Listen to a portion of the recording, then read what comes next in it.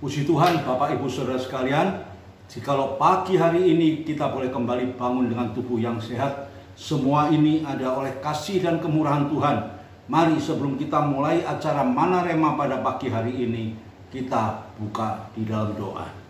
Kami bersyukur padamu ya Tuhan atas kasih, kemurahan dan pertolongan Tuhan sepanjang malam, di mana kami boleh tidur dengan nyenyak melepaskan segala kelelahan kami. Saat ini Tuhan, satu anugerah yang masih Tuhan berikan pada kami boleh kembali bangun dengan tubuh yang sehat.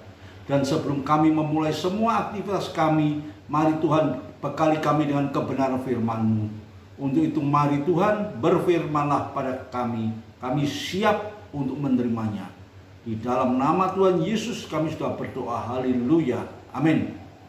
Puji nama Tuhan, Bapak Ibu Saudara sekalian, kembali kami boleh kembali bangun dengan hati penuh sukacita.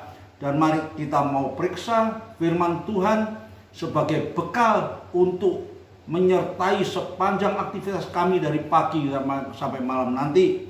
Firman Tuhan pada pagi hari ini yaitu dengan judul Sukacita di dalam Tuhan. Tentunya kita setiap orang percaya, orang yang memiliki Tuhan sebagai juru selamat kita wajib bersukacita. Dan setiap orang, sekalipun bukan orang percaya, semua orang merindukan dan menginginkan hidup selalu dalam suasana sukacita. Namun seringkali kita tidak akan mendapat hal seperti itu, hanya merupakan satu angan-angan dan cita-cita belaka. Tapi pada pagi hari ini, firman Tuhan mengingatkan pada kita kembali agar kita mau hidup tetap dalam suasana penuh sukacita. Mari kita baca di dalam Mazmur pasal yang ke-16 ayat yang ke-7 sampai dengan ayat yang ke-11. Demikian bunyinya. Aku memuji Tuhan yang telah memberi nasihat kepadaku. Ya, pada waktu malam hati nuraniku mengajari aku. Aku senantiasa memandang kepada Tuhan, karena Ia berdiri di sebelah kananku. Aku tidak goyah. Sebab itu hatiku bersukacita dan jiwaku bersorak-sorak. Bahkan tubuhku akan diam dengan tentram. Sebab Engkau tidak menyerahkan aku ke dunia orang mati, dan tidak membiarkan orang kudus-Mu melihat kebinasaan. Engkau memberitahukan kepadaku jalan kehidupan. Di hadapan-Mu ada sukacita berlimpah-limpah. Di tangan kanan-Mu ada nikmat senantiasa. Puji Tuhan Bapak Ibu Saudara sekalian, apa yang diungkapkan oleh Raja Daud. Ya, di sini Raja Daud mengungkapkan, aku memuji Tuhan yang telah memberi nasihat kepadaku. Orang hidup tentunya yang diperlukan adanya seorang penasehat yang mau menasehati di dalam kehidupan kita. Kita sadar bahwa manusia tidak luput dari segala kelemahan. Manusia tidak luput dari segala kekurangan. Manusia perlu seorang penasehat. Dan di sini bukan saja manusia yang menasehati kita, tapi Tuhan yang sudah memberikan nasihat pada Raja Daud. Inilah nasihat yang luar biasa. Kita pun membutuhkan nasihat-nasihat Tuhan. Dan pagi hari ini, jikalau kita boleh memulai semua aktivitas kita lewat kebenaran firman Tuhan, ini adalah satu langkah yang tepat. Karena nasihat yang kita cari, nasihat yang kita butuhkan adalah nasihat dari Tuhan. Di sini Raja Daud mengatakan, aku senantiasa memandang kepada Tuhan. Jadi terus menerus memandang kepada Tuhan. Karena Ia berdiri di sebelah kananku dan aku tidak goyah. Hidup ini Bapak Ibu Saudara sekalian, kita ingin memiliki hidup yang penuh dengan kedamaian. Kita ingin memiliki hidup yang penuh dengan ketenangan. Kita memiliki hidup yang teguh, kokoh dan tidak goyah. Tapi seringkali hidup kita digoyahkan dengan situasi yang ada di dalam kehidupan kita. Masalah pekerjaan, masalah keluarga, masalah ekonomi, hati kita goyah. Terlebih masalah-masalah alam yang terjadi, gempa bumi dengan korban yang beribu-ribu, ya, kerusuhan-kerusuhan yang terjadi, keamanan-keamanan yang sudah tidak aman lagi, itu seringkali menggoyahkan hati dan pikiran kita.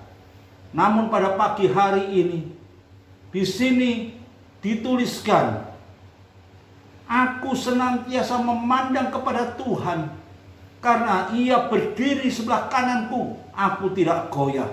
Tuhan yang selalu ada beserta di dalam kehidupan kita, itu yang membuat kita ini tidak goyah. Oleh karena itu Raja Daud mengatakan, aku memuji Tuhan senantiasa yang memberikan nasihat kepadaku. Puji Tuhan.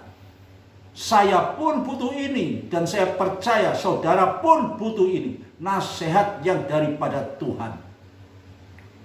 Untuk apa? Untuk kita tetap menaruh iman percaya kita dengan teguh.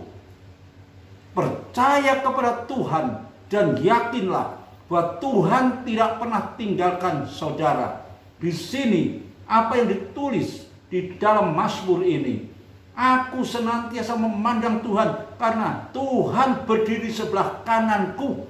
Penyertaan Tuhan itu tetap di sepanjang kehidupan kita.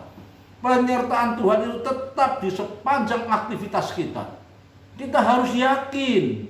Jangan hidup kita selalu dilemahkan, digoyahkan dengan situasi dan keadaan yang ada. Bapak, Ibu, Saudara sekalian, di sini tuliskan, sebab itu hatiku bersukacita, jiwaku bersorak-sorak, bahkan tubuhku akan diam dengan tentram. Hidup penuh dengan sukacita, hidup penuh dengan damai.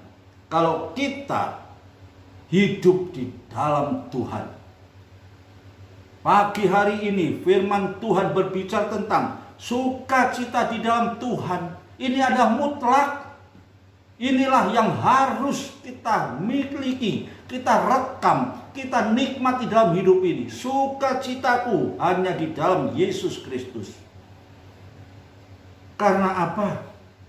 Ya, Tuhan tidak menyerahkan kita ke dunia orang mati, kesulitan, malapetaka, masalah, pencobaan. Tuhan tidak menyerahkan kita ke sana. Dan firman Tuhan mengatakan, Tuhan tidak membiarkan orang kudusnya dia mengalami satu kebinasaan. Engkau memberitahukan kepadaku jalan kehidupan.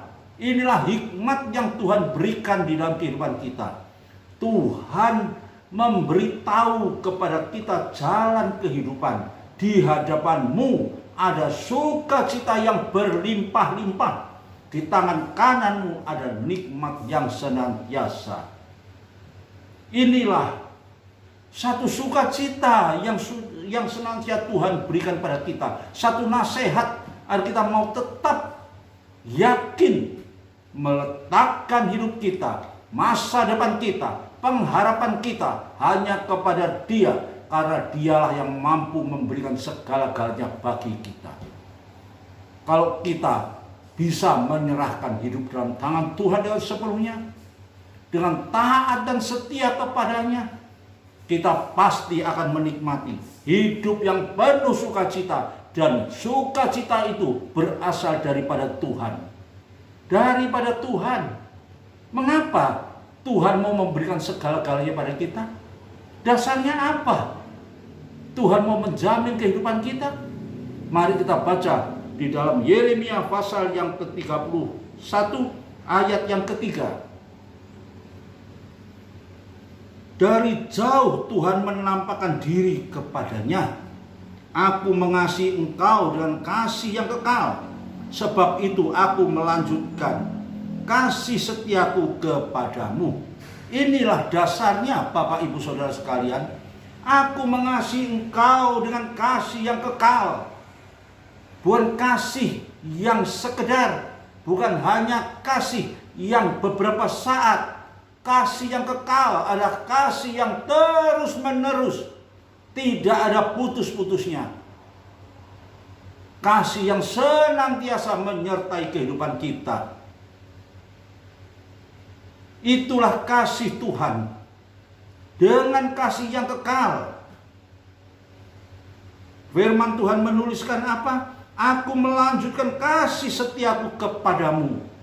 Kasih setia ada dalam kehidupan kita. Pertolongan Tuhan senantiasa ada dalam kehidupan kita.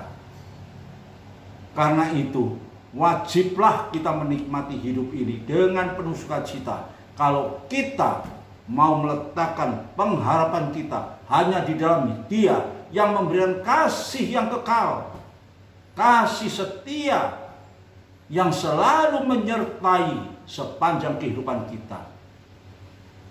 Mari Bapak Ibu Saudara sekalian, lewat renungan firman Tuhan yang pendek pada pagi hari ini, saya percaya ini adalah sukacita yang Tuhan berikan pada kita. Mengapa? Karena Tuhan selalu memberikan nasihat-nasihat yang tidak terputus-putus bagi kehidupan kita. Yang senantiasa Tuhan memperhatikan kita. Tuhan tidak ingin satu pun di antara kita jatuh di dalam pencobaan. Tuhan tidak ingin satu pun di antara kita mengalami satu kelemahan di dalam iman percaya kita kepada Tuhan. Dan satu hal, Tuhan menginginkan pada kita agar kita tetap hidup di dalam sukacita di dalam Yesus Kristus. Karena itu adalah sukacita yang kekal. Dan hanya sukacita dalam Yesus Kristus yang dapat kita nikmati di dalam situasi dunia yang tidak jelas arahnya ini. Dunia yang penuh dengan masalah, dunia yang penuh dengan problema yang selalu menghampiri kehidupan orang percaya. Tapi pada pagi hari ini, yakinlah, jikalau kita pagi hari ini sudah mendengar kepada firman Tuhan, jikalau pagi hari ini seberapa banyak yang mendengar suara kebenaran lewat firman Tuhan ini adalah suatu pertanda bahwa Tuhan itu begitu cinta kepada kita. Bukan satu hal yang kebetulan, tapi ada rencana Allah yang indah bagi setiap kehidupan orang percaya. Karena itu Tuhan selalu mengingatkan dan mengingatkan agar kita hidup dalam sukacita di dalam Yesus Kristus. Karena itulah sukacita yang kekal yang dapat kita miliki, di mana dunia tidak bisa memberikan kepada kita. Kekayaan kita, harta kita, apapun yang ada pada kita, kepandaian yang ada pada kita, bukan satu jaminan yang dapat memberikan hidup penuh dengan sukacita. Banyak orang kaya, banyak orang yang hidupnya tidak berkekurangan, namun tidak memiliki hidup penuh dengan sukacita. Dia tidak tahu kemana kita akan memperoleh sukacita ini.